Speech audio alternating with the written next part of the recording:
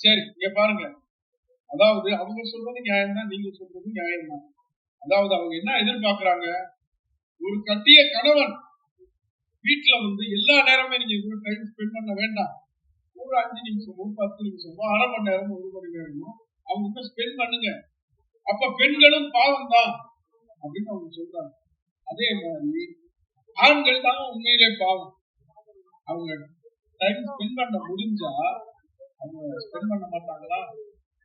சம்பாத்தியம் தாமா வாழ்க்கை. டைம் கிடைக்கும் போதெல்லாம் ஓடணுமா? புரியுதா உங்களுக்கு?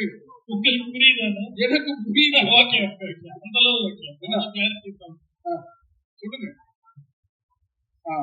அதனால ஆண்களும் பாவம் தான், பெண்களும் பாவம் தான். இதெல்லாம் கடவுள் பேசியிருக்கு. டைட்டில் ஆண் பாவம் கொள்ளாததுன்னு இருக்குன்னு வெறும் ஆண்களுக்கு தியா. அப்ப பெண்கள் எல்லாம் எதிர்த்திருக்கீங்களான்னு அவங்க கேட்கிறாங்கல்ல. கிடையாது. இப்போ உடைக்கிறேன். நீங்க 31ஆம் தேதி படத்தை பாருங்க. உண்மையிலே ஆண்கள் பாவம் தான் பெண்களும் நடப்பாங்க. பெண்களுடைய உலகம் என்னன்றதை ஆண்களும் புரிஞ்சுப்பாங்க. அதுக்கான படமா தான் ஆண் பாவம். அருமையா சொன்னீங்க. கண்டிப்பா 31ஆம் தேதி தியேட்டர்ல போய் பாருங்க. ஆண்களும் பாவம் தான், பெண்களும் பாவம். ஓகேவா? ஆக மொத்தம் நான் தான் அயம் பாவம். தெரியுது. Thank you so much, Rama. நன்றி.